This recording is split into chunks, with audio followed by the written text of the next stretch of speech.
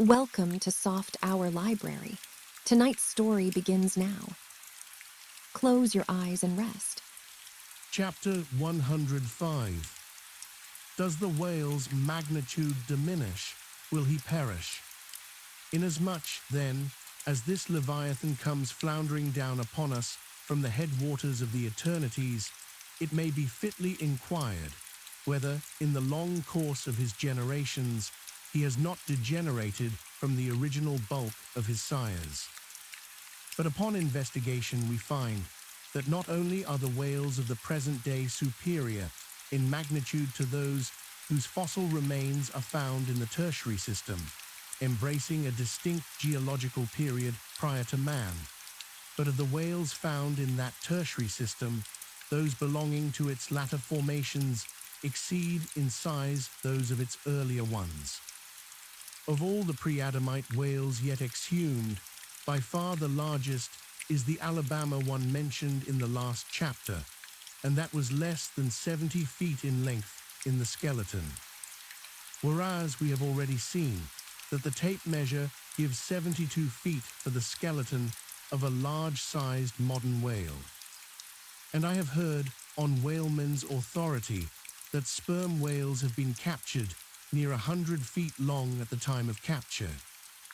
But may it not be that while the whales of the present hour are an advance in magnitude upon those of all previous geological periods, may it not be that since Adam's time they have degenerated? Assuredly, we must conclude so, if we are to credit the accounts of such gentlemen as Pliny and the ancient naturalists generally. For Pliny tells us of whales that embraced acres of living bulk, and Aldrovandus of others which measured 800 feet in length, rope walks and Thames tunnels of whales. And even in the days of Banks and Solander, Cook's naturalists, we find a Danish member of the Academy of Sciences setting down certain Iceland whales, Raden Sisker or wrinkled bellies, at 120 yards, that is, 360 feet. And Lassépede, the French naturalist, in his elaborate history of whales, in the very beginning of his work, page 3, sets down the right whale at 100 meters, 328 feet. And this work was published so late as D. 1825. But will any whaleman believe these stories? No. The whale of today is as big as his ancestors in Pliny's time. And if ever I go where Pliny is, I, a whaleman more than he was, will make bold to tell him so. Because I cannot understand how it is that while the Egyptian mummies that were buried thousands of years before even Pliny was born do not measure so much in their coffins as a modern Kentuckian in his socks. And while the cattle and other animals sculptured on the oldest Egyptian and Nineveh tablets, by the relative proportions in which they are drawn, just as plainly prove that the high-bred, stall-fed, prize cattle of Smithfield not only equal, but far exceed in magnitude the fattest of Pharaoh's fat kine. In the face of all this, I will not admit that of all animals the whale alone should have degenerated. But still another inquiry remains, one often agitated by the more recondite Nantucketers. Whether owing to the almost omniscient lookouts at the mastheads of the whale ships, now penetrating even through Bering Straits and into the remotest secret drawers and lockers of the world, and the 1,000 harpoons and lances darted along all continental coasts, the moot point is whether Leviathan can long endure so wide a chase and so remorseless a havoc. Whether he must not at last be exterminated from the waters, and the last whale, like the last man, smoke his last pipe, and then himself evaporate in the final puff. Comparing the humped herds of whales with the humped herds of buffalo, which not 40 years ago overspread by tens of thousands the prairies of Illinois and Missouri, and shook their iron manes and scowled with their thunder-clotted brows upon the sites of populous river capitals, where now the polite broker sells you land at $1 an inch. In such a comparison, an irresistible argument would seem furnished. to show that the hunted whale cannot now escape speedy extinction. But you must look at this matter in every light. Though so short a period ago, not a good lifetime, the census of the buffalo in Illinois exceeded the census of men now in London, and though at the present day not one horn or hoof of them remains in all that region, and though the cause of this wondrous extermination was the spear of man, yet the far different nature of the whale hunt peremptorily forbids so inglorious an end to the Leviathan. 40 men in one ship hunting the sperm whales for 48 months think they have done extremely well, and thank God if at last they carry home the oil of 40 fish.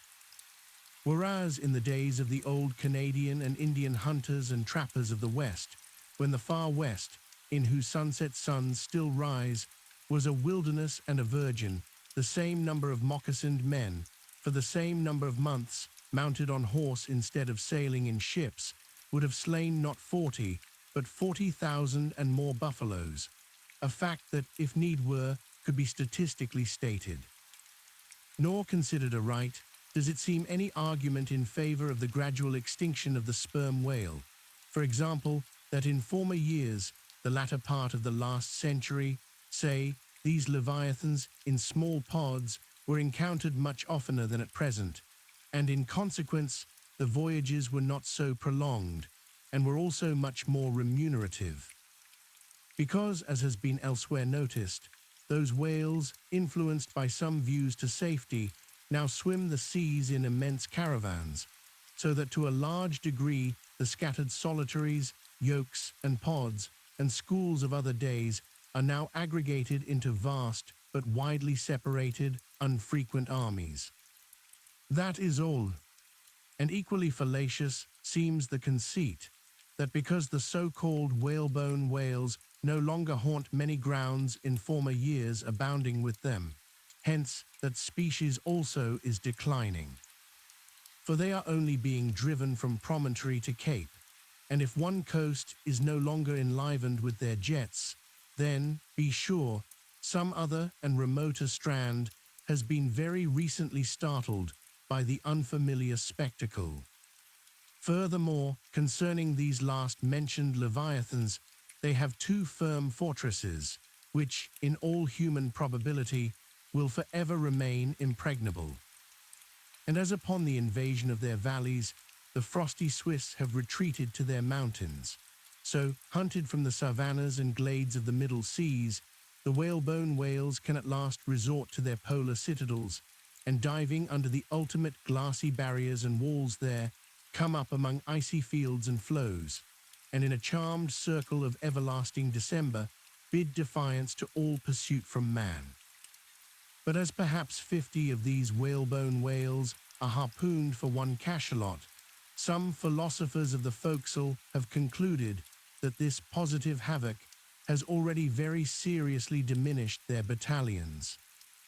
But though for some time past a number of these whales, not less than 13,000, have been annually slain on the northwest coast by the Americans alone, yet there are considerations which render even this circumstance of little or no account as an opposing argument in this matter.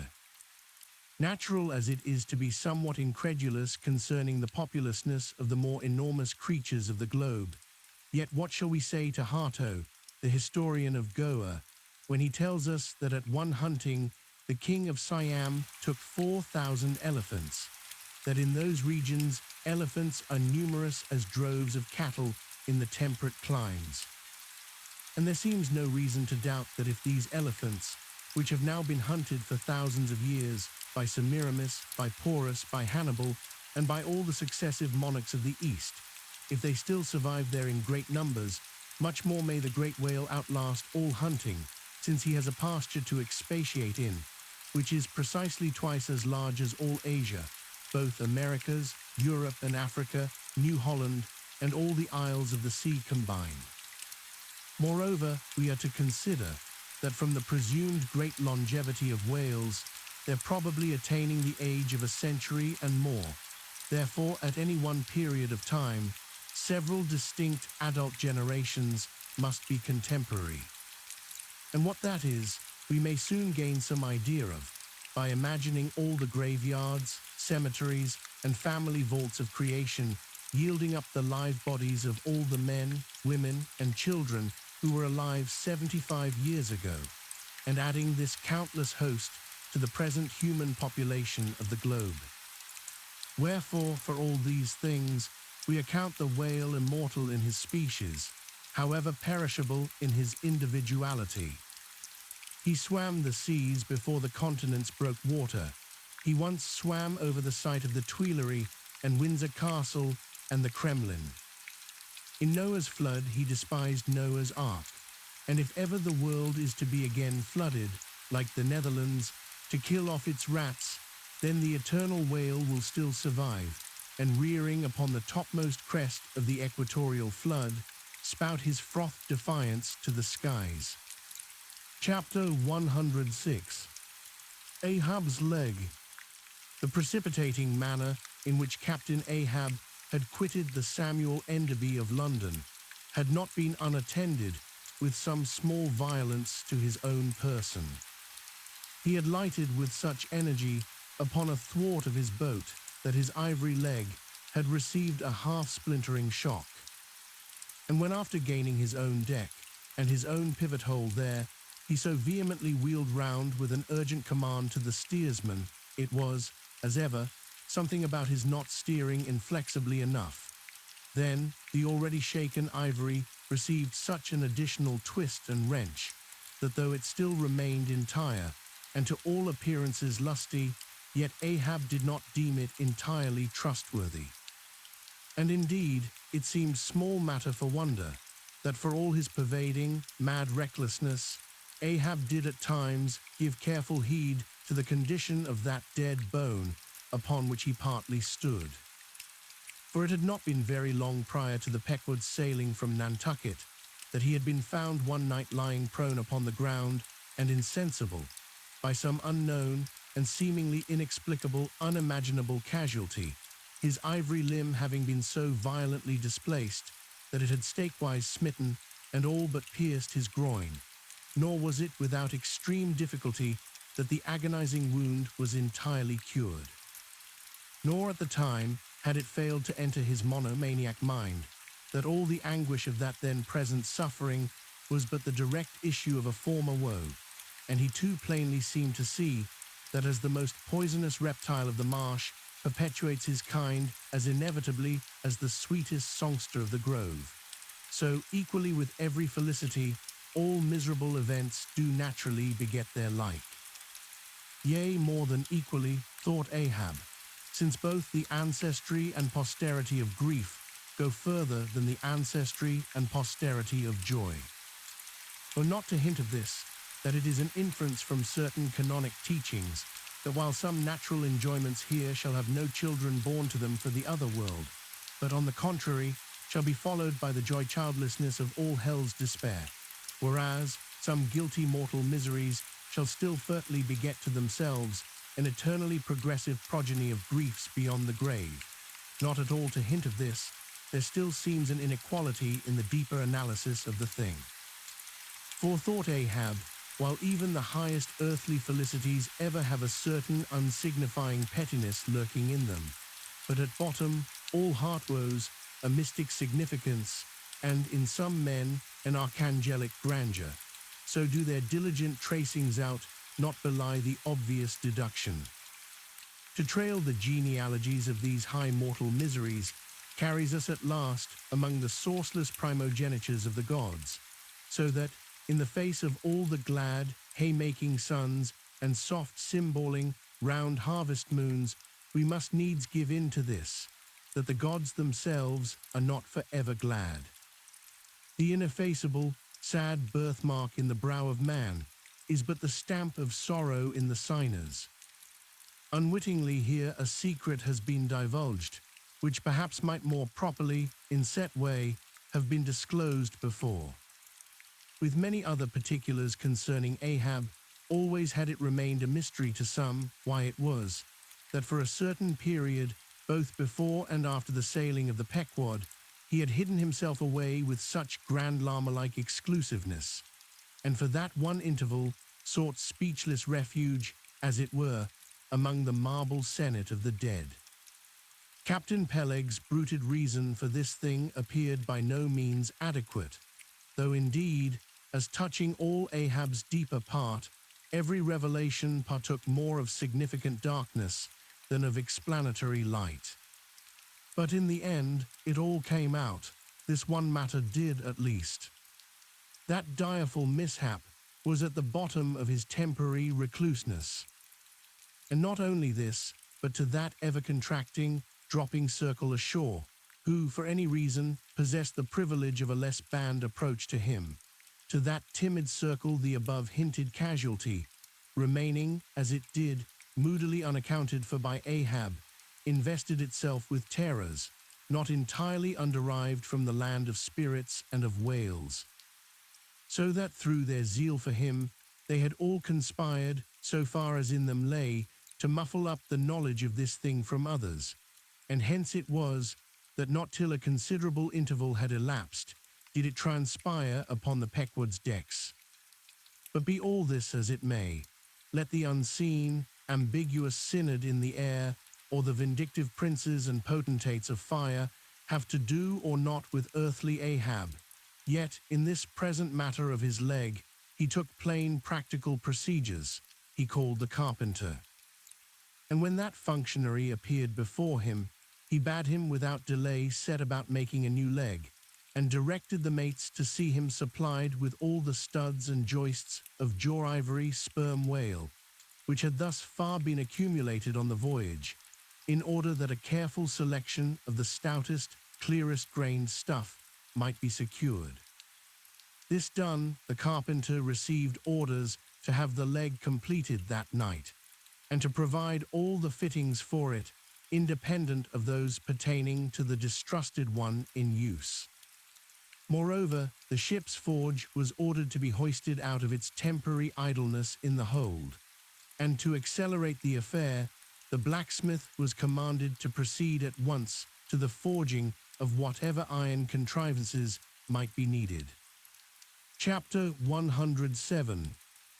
The Carpenter.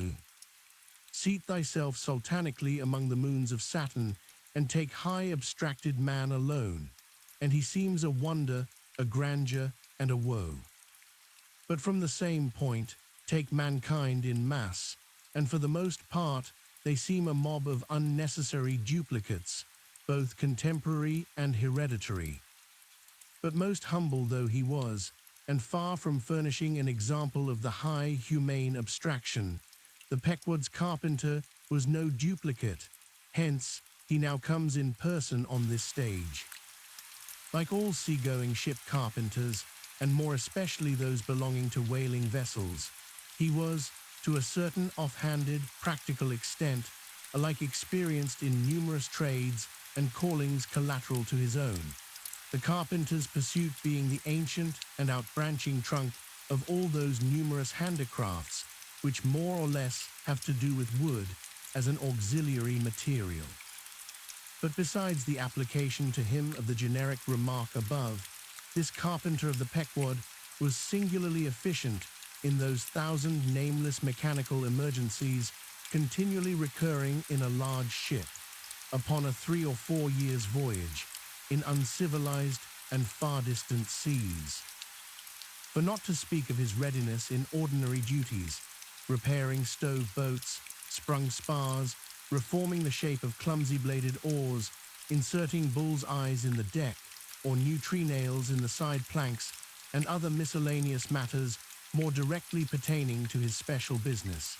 He was moreover unhesitatingly expert in all manner of conflicting aptitudes, both useful and capricious.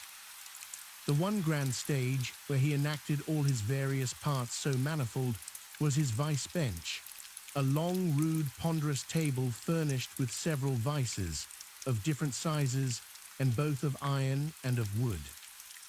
At all times except when whales were alongside, this bench was securely lashed athwartships against the rear of the tryworks. A belaying pin is found too large to be easily inserted into its hole. The carpenter claps it into one of his ever-ready vices and straightway files it smaller. A lost land bird of strange plumage strays on board and is made a captive. Out of clean-shaved rods of right whale bone and crossbeams of sperm whale ivory, the carpenter makes a pagoda-looking cage for it. An oarsman sprains his wrist. The carpenter concocts a soothing lotion. Stubb longed for vermilion stars to be painted upon the blade of his every oar. Screwing each oar in his big vise of wood, the carpenter symmetrically supplies the constellation. A sailor takes a fancy to wear shark bone earrings. The carpenter drills his ears. Another has the toothache. The carpenter outpinces and clapping one hand upon his bench bids him be seated there. But the poor fellow unmanageably winces under the unconcluded operation. Whirling round the handle of his wooden vice, the carpenter signs him to clap his jaw in that, if he would have him draw the tooth. Thus this carpenter was prepared at all points, and alike indifferent and without respect in all. Teeth he accounted bits of ivory, heads he deemed but top blocks, men themselves he lightly held for capstans. But while now upon so wide a field, thus variously accomplished, and with such liveliness of expertness in him, too, all this would seem to argue some uncommon vivacity of intelligence. But not precisely so. For nothing was this man more remarkable than for a certain impersonal stolidity, as it were. Impersonal, I say, for it so shaded off into the surrounding infinite of things that it seemed one with the general stolidity discernible in the whole visible world, which while pauselessly active in uncounted modes, still eternally holds its peace and ignores you, though you dig foundations for cathedrals. Yet was this half-horrible stolidity in him, involving too, as it appeared, an all-ramifying heartlessness, yet was it oddly dashed at times, with an old, crutch-like antediluvian wheezing humorousness, not unstreaked now and then with a certain grizzled wittiness, such as might have served to pass the time during the midnight watch on the bearded forecastle of Noah's Ark. Was it that this old carpenter had been a lifelong wanderer, whose much rolling to and fro not only had gathered no moss, but what is more, had rubbed off whatever small outward clingings might have originally pertained to him? He was a stripped abstract, an unfractioned integral, uncompromised as a newborn babe, living without premeditated reference to this world or the next. You might almost say that this strange uncompromisedness in him involved a sort of unintelligence, for in his numerous trades he did not seem to work so much by reason or by instinct, or simply because he had been tutored to it, or by any intermixture of all these, even or uneven, but merely by a kind of deaf and dumb, spontaneous literal process. He was a pure manipulator.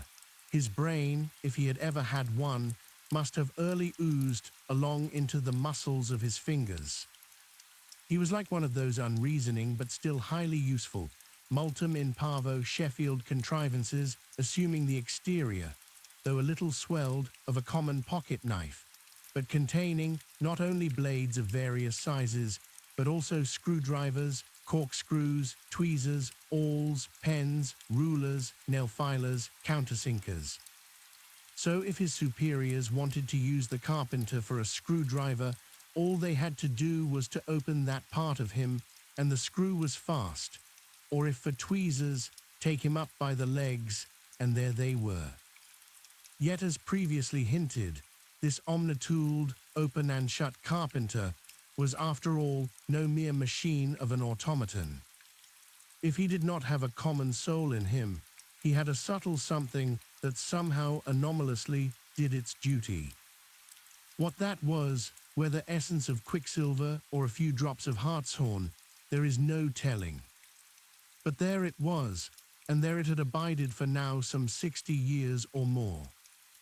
And this it was, this same unaccountable, cunning life principle in him, this it was that kept him a great part of the time soliloquizing, but only like an unreasoning wheel, which also hummingly soliloquizes.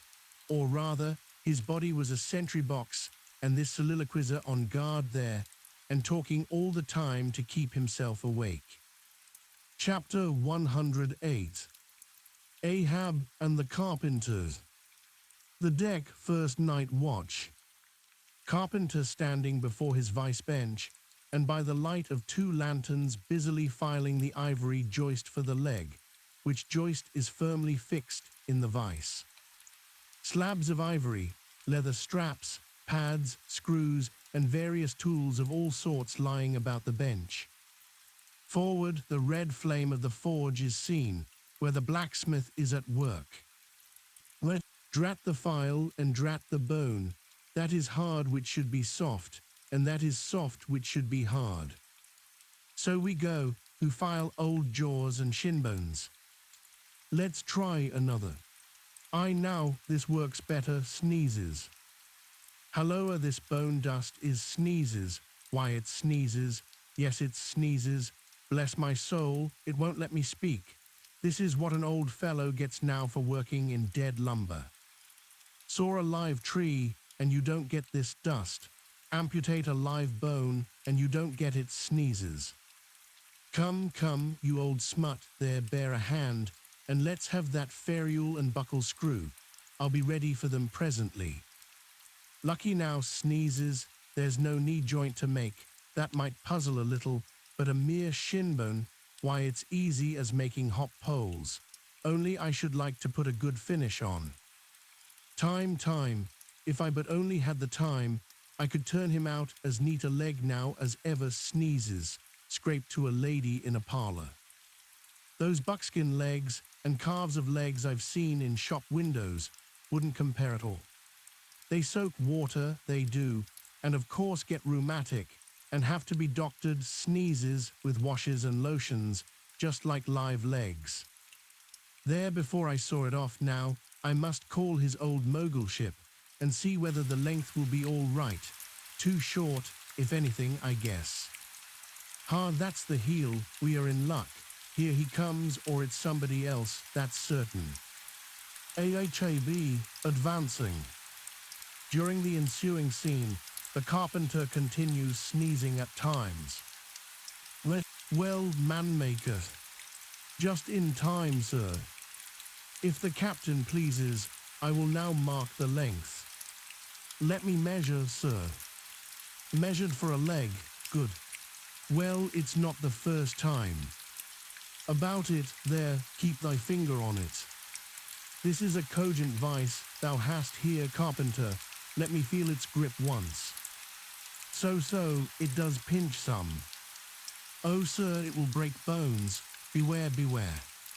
No fear, I like a good grip. I like to feel something in this slippery world that can hold man. What's Prometheus about there? The blacksmith, I mean, what's he about? He must be forging the buckle screw, sir, now. Right. It's a partnership. He supplies the muscle part. He makes a fierce red flame there. Aye, sir, he must have the white heat for this kind of fine work. Amen. So he must. I do deem it now a most meaning thing that old Greek Prometheus, who made men, they say, should have been a blacksmith, and animated them with fire, for what's made in fire must properly belong to fire, and so hell's probable. How the soot flies, this must be the remainder the Greek made the Africans of. Carpenter, when he's through with that buckle, tell him to forge a pair of steel shoulder blades. There's a peddler aboard with a crushing pack. So, hold, while Prometheus is about it, I'll order a complete man after a desirable pattern. Imprimis 50 feet high in his socks, then chest modelled after the Thames Tunnel, then legs with roots to 'em to stay in one place, then arms 3 feet through the wrist, no heart at all, brass forehead, and about 1/4 of an acre of fine brains, and let me see, shall I order eyes to see outwards? No, but put a skylight on top of his head to illuminate inwards. There, take the order, and away. Now what's he speaking about, and who's he speaking to, I should like to know. Shall I keep standing here, aside? Tease but indifferent architecture to make a blind dome. Here's one. No, no, no, I must have a lantern. Ho, ho, that's it, hey, here are two, sir, one will serve my turn. What art thou thrusting that thief-catcher into my face for, man? Thrusted light is worse than presented pistols. I thought, sir, that you spoke to Carpenter.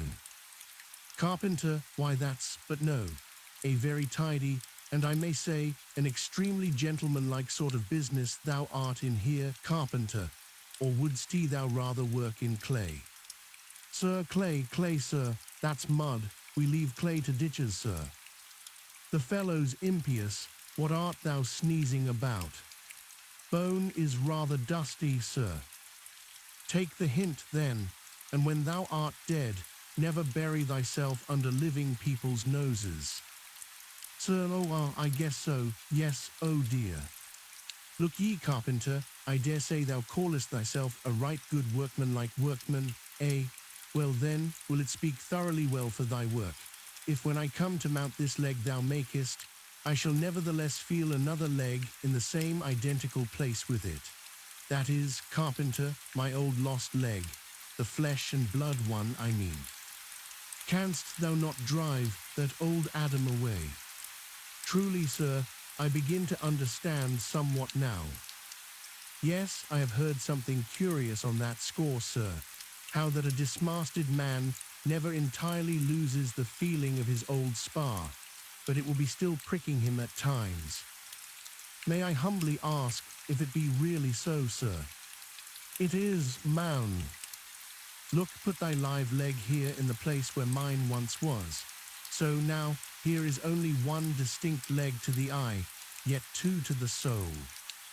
Where thou feelest tingling life, there exactly there to a hair do I. Is't a riddle.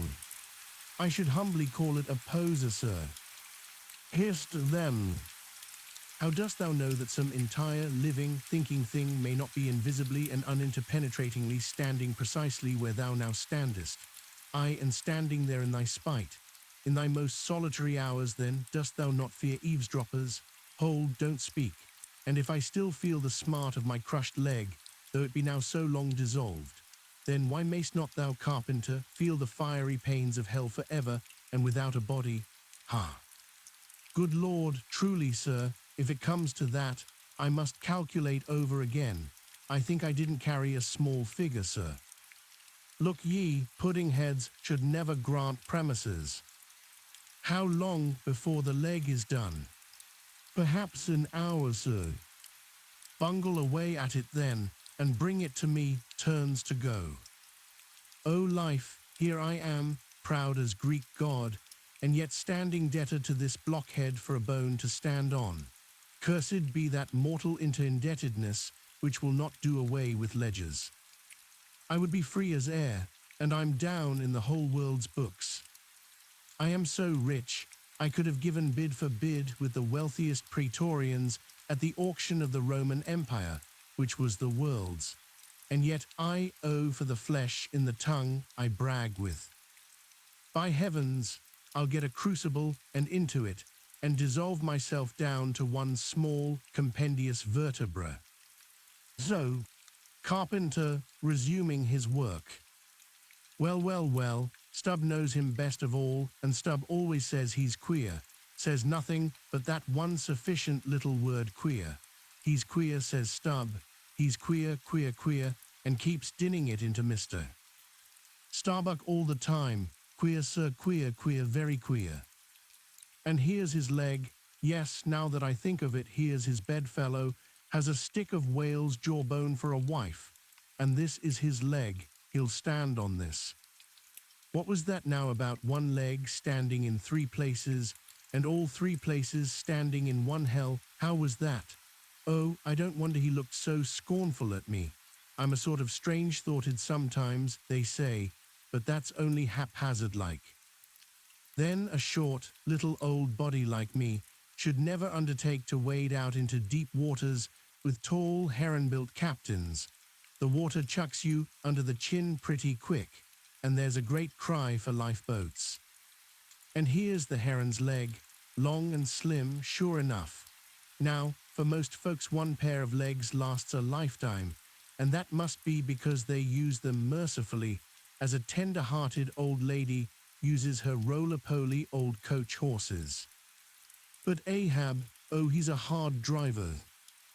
Look, driven one leg to death, and spavined the other for life, and now wears out bone legs by the cord.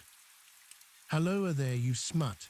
Bear a hand there with those screws, and let's finish it before the resurrection fellow comes a-calling with his horn for all legs, true or false, as brewerymen go round collecting old beer barrels to fill 'em up again. What a leg this is. It looks like a real live leg, filed down to nothing but the core. He'll be standing on this tomorrow. He'll be taking altitudes on it. Halloa, I almost forgot the little oval slate, smoothed ivory, where he figures up the latitude. So, chisel, file, and sandpaper now. Chapter 109. Ahab and Starbuck in the cabin. According to usage, they were pumping the ship next morning, and lo, no inconsiderable oil came up with the water. The casks below must have sprung a bad leak. Much concern was shown, and Starbuck went down into the cabin to report this unfavorable effect. In sperm whalemen with any considerable quantity of oil on board, it is a regular semi-weekly duty to conduct a hose into the hold and drench the casks with seawater, which afterwards, at varying intervals, is removed by the ship's pumps. Hereby the casks are sought to be kept damply tight, while by the changed character of the withdrawn water, the mariners readily detect any serious leakage in the precious cargo. Now from the south and west, the Pequod was drawing nigh to Formosa and the Bashy Isles, between which lies one of the tropical outlets from the China waters into the Pacific. And so Starbuck found Ahab with a general chart of the Oriental archipelagos spread before him, and another separate one representing the long eastern coasts of the Japanese islands, Niphon, Matsumae, and Sikkoke. With his snow-white new ivory leg braced against the screwed leg of his table, and with a long pruning hook of a jackknife in his hand, the wondrous old man, with his back to the gangway door, was wrinkling his brow and tracing his old courses again. Who's there, hearing the footstep at the door, but not turning round to it? On deck, begone. Captain Ahab mistakes, it is I. The oil in the hold is leaking, sir. We must up Burton's and break out. Up Burton's and break out, now that we are nearing Japan, heave to here for a week to tinker a parcel of old hoops. Either do that, sir, or waste in one day more oil than we may make good in a year. What we come 20,000 miles to get is worth saving, sir. So it is, if we get it. I was speaking of the oil in the hold, sir. And I was not speaking or thinking of that at all. Begone, let it leak. I'm all a leak myself. I leaks in leaks, not only full of leaky casks, but those leaky casks are in a leaky ship, and that's a far worse plight than the Pequod's man. Yet I don't stop to plug my leak, for who can find it in the deep-loaded hull, or how hope to plug it, even if found in this life's howling gale? Starbuck, I'll not have the Burtons hoisted. What will the owners say, sir? Let the owners stand on Nantucket Beach, and I'll tell the typhoons. What cares Ahab? Owners, owners. Thou art always prating to me, Starbuck, about those miserly owners, as if the owners were my conscience. But look ye, the only real owner of anything is its commander, and hark ye, my conscience is in this ship's keel. On deck. Captain Ahab, said the reddening mate, moving further into the cabin, with a daring so strangely respectful and cautious that it almost seemed not only every way seeking to avoid the slightest outward manifestation of itself, but within also seemed more than half distrustful of itself, a better man than I might well pass over in thee, what he would quickly enough resent in a younger man, ay, and in a happier Captain Ahab. O devils, dost thou then so much as dare to critically think of me, on deck? Nay, sir, not yet, I do entreat. And I do dare, sir, to be forbearing. Shall we not understand each other better than hitherto, Captain Ahab? Ahab seized a loaded musket from the rack, forming part of most South Sea men's cabin furniture, and pointing it towards Starbuck, exclaimed, "There is one God that is Lord over the earth, and one captain that is Lord over the Pequod." On deck, for an instant in the flashing eyes of the mate and his fiery cheeks, you would have almost thought that he had really received the blaze of the leveled tube. But mastering his emotion, he half calmly rose, and as he quitted the cabin, paused for an instant and said, "Thou hast outraged, not insulted me, sir, but for that I ask thee not to beware of Starbuck. Thou wouldst but laugh, but let Ahab beware of Ahab, beware of thyself, old man." He waxes brave, but nevertheless obeys. Most careful bravery that, murmured Ahab as Starbuck disappeared. What's that he said? Ahab, beware of Ahab, there's something there. Then, unconsciously using the musket for a staff, with an iron brow he paced to and fro in the little cabin, but presently the thick plaits of his forehead relaxed, and returning the gun to the rack, he went to the deck. "Thou art but too good a fellow, Starbuck," he said lowly to the mate, then raising his voice to the crew, "Furl the t-gallant sails and close reef the topsails, fore and aft, back the main yard, up Burton and break out in the main hold." It were perhaps vain to surmise exactly why it was that as respecting Starbuck, Ahab thus acted. It may have been a flash of honesty in him, or mere prudential policy, which, under the circumstance, imperiously forbade the slightest symptom of open disaffection, however transient, in the important chief officer of his ship. However it was, his orders were executed, and the Burtons were hoisted. Chapter 110. Queequeg in his coffin. Upon searching, it was found that the casks last struck into the hold were perfectly sound, and that the leak must be further off. So it being calm weather, they broke out deeper and deeper, disturbing the slumbers of the huge ground tier butts, and from that black midnight sending those gigantic moles into the daylight above. So deep did they go, and so ancient and corroded and weedy the aspect of the lowermost puncheons, that you almost looked next for some mouldy cornerstone cask containing coins of Captain Noah, with copies of the posted placards, vainly warning the infatuated old world from the flood. Tierce after tierce, too, of water and bread and beef and shooks of staves and iron bundles of hoops were hoisted out, till at last the piled decks were hard to get about, and the hollow hull echoed underfoot, as if you were treading over empty catacombs, and reeled and rolled in the sea like an air-freighted demijohn. Top-heavy was the ship, as a dinnerless student, with all Aristotle in his head.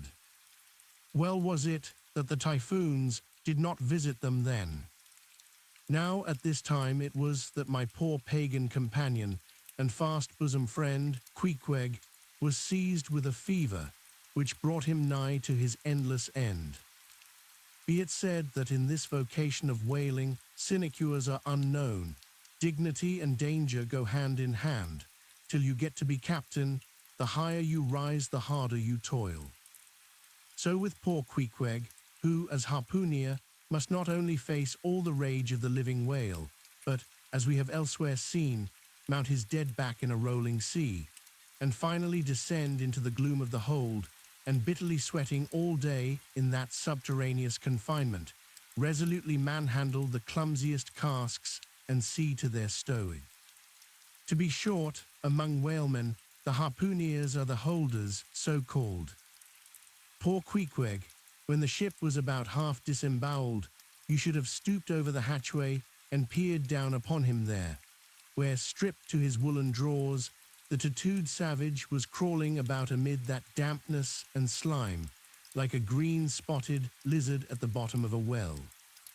And a well or an ice house, it somehow proved to him, poor pagan, where, strange to say, for all the heat of his sweatings, he caught a terrible chill which lapsed into a fever, and at last, after some days' suffering, laid him in his hammock, close to the very sill of the door of death. How he wasted and wasted away in those few long-lingering days, till there seemed but little left of him but his frame and tattooing. But as all else in him thinned, and his cheekbones grew sharper, his eyes, nevertheless, seemed growing fuller and fuller. They became of a strange softness of lustre, and mildly but deeply looked out at you there from his sickness, a wondrous testimony to that immortal health in him which could not die or be weakened. And like circles on the water, which, as they grow fainter, expand, so his eyes seemed rounding and rounding, like the rings of eternity. An awe that cannot be named would steal over you as you sat by the side of this waning savage, and saw as strange things in his face as any beheld who were bystanders when Zoroaster died. For whatever is truly wondrous and fearful in man never yet was put into words or books. And the drawing near of death, which alike levels all, alike impresses all with a last revelation, which only an author from the dead could adequately tell. So that, let us say it again, no dying Chaldee or Greek had higher and holier thoughts than those, whose mysterious shades you saw creeping over the face of poor Queequeg, as he quietly lay in his swaying hammock, and the rolling sea seemed gently rocking him to his final rest, and the ocean's invisible flood tide lifted him higher and higher towards his destined heaven. Not a man of the crew but gave him up, and as for Queequeg himself, what he thought of his case was forcibly shown by a curious favor he asked. He called one to him in the grey morning watch, when the day was just breaking, and taking his hand, said that while in Nantucket he had chanced to see certain little canoes of dark wood, like the rich warwood of his native isle, and upon inquiry he had learned that all whalemen who died in Nantucket were laid in those same dark canoes, and that the fancy of being so laid had much pleased him. For it was not unlike the custom of his own race, who, after embalming a dead warrior, stretched him out in his canoe, and so left him to be floated away to the starry archipelagos. For not only do they believe that the stars are isles, but that far beyond all visible horizons, their own mild, uncontinented seas interflow with the blue heavens, and so form the white breakers of the Milky Way. He added that he shuddered at the thought of being buried in his hammock, according to the usual sea custom, tossed like something vile to the death-devouring sharks. No, he desired a canoe like those of Nantucket, all the more congenial to him, being a whaleman, that like a whaleboat these coffin canoes were without a keel, though that involved but uncertain steering and much leeway adown the dim ages. Now, when this strange circumstance was made known aft, the carpenter was at once commanded to do Queequeg's bidding, whatever it might include. There was some heathenish, coffin-coloured old lumber aboard, which, upon a long previous voyage, had been cut from the aboriginal groves of the Lackaday Islands, and from these dark planks the coffin was recommended to be made. No sooner was the carpenter apprised of the order than, taking his rule, he forthwith, with all the indifferent promptitude of his character, proceeded into the forecastle and took Queequeg's measure with great accuracy, regularly chalking Queequeg's person as he shifted the rule. "Ah, poor fellow, he'll have to die now," ejaculated the Long Island sailor.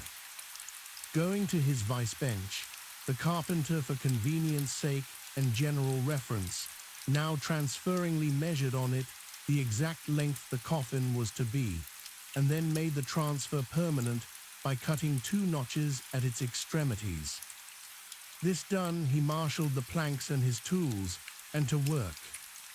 When the last nail was driven and the lid duly planed and fitted, he lightly shouldered the coffin and went forward with it, inquiring whether they were ready for it yet in that direction. Overhearing the indignant but half-humorous cries with which the people on deck began to drive the coffin away, Queequeg, to everyone's consternation, commanded that the thing should be instantly brought to him, nor was there any denying him, seeing that of all mortals, some dying men are the most tyrannical, and certainly, since they will shortly trouble us so little for evermore, the poor fellows ought to be indulged. Leaning over in his hammock, Queequeg long regarded the coffin with an attentive eye. He then called for his harpoon, had the wooden stock drawn from it, and then had the iron part placed in the coffin, along with one of the paddles of his boat. All by his own request. Also, biscuits were then ranged round the sides within.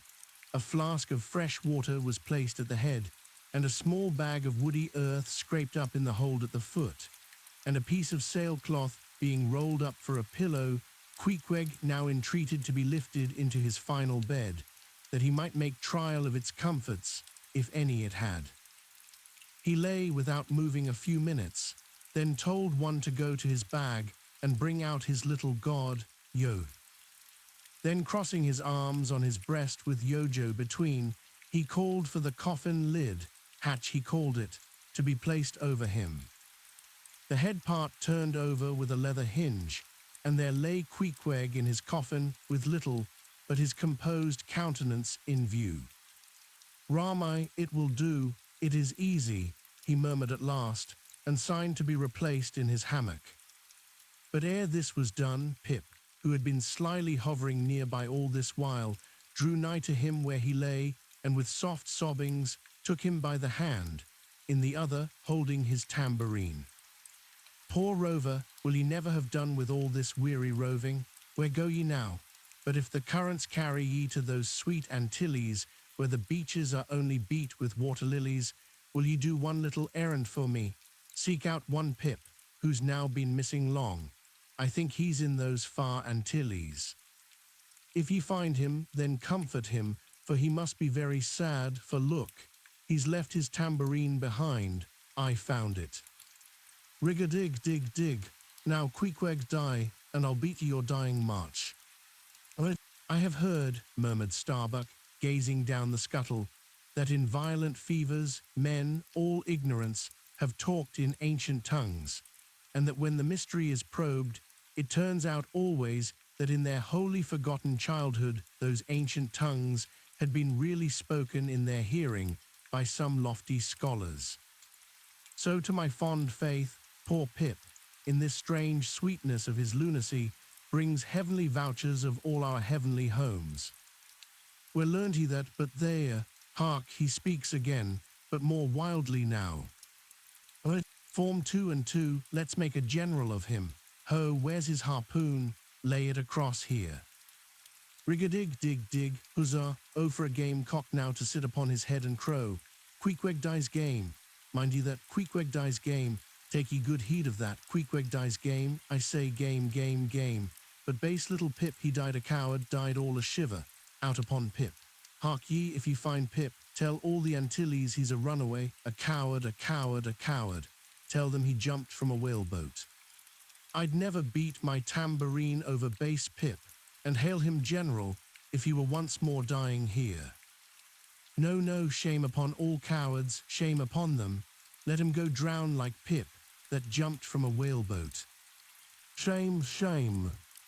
During all this, Queequeg lay with closed eyes, as if in a dream.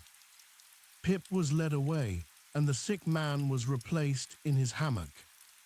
But now that he had apparently made every preparation for death, now that his coffin was proved a good fit, Queequeg suddenly rallied.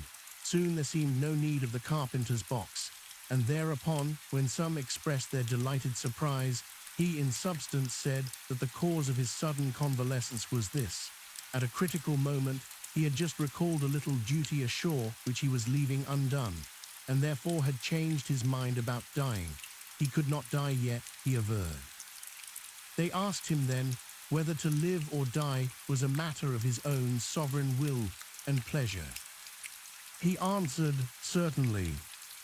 In a word, it was Queequeg's conceit that if a man made up his mind to live, mere sickness could not kill him, nothing but a whale or a gale or some violent, ungovernable, unintelligent destroyer of that sort. Now there is this noteworthy difference between savage and civilized, that while a sick, civilized man may be 6 months convalescing, generally speaking, a sick savage is almost half, well again in a day. So in good time my Queequeg gained strength, and at length after sitting on the windlass for a few indolent days, but eating with a vigorous appetite, he suddenly leaped to his feet, threw out his arms and legs, gave himself a good stretching, yawned a little bit, and then springing into the head of his hoisted boat, and poising a harpoon, pronounced himself fit for a fight. With a wild whimsiness, he now used his coffin for a sea chest, and emptying into it his canvas bag of clothes, set them in order there. Many spare hours he spent in carving the lid with all manner of grotesque figures and drawings, and it seemed that hereby he was striving, in his rude way, to copy parts of the twisted tattooing on his body. And this tattooing had been the work of a departed prophet and seer of his island, who, by those hieroglyphic marks, had written out on his body a complete theory of the heavens and the earth, and a mystical treatise on the art of attaining truth, so that Queequeg in his own proper person was a riddle to unfold, a wondrous work in one volume, but whose mysteries not even himself could read, though his own live heart beat against them. And these mysteries were therefore destined in the end to moulder away with the living parchment whereon they were inscribed, and so be unsolved to the last. And this thought it must have been which suggested to Ahab that wild exclamation of his, when one morning, turning away from surveying poor Queequeg, "O devilish tantalization of the gods!"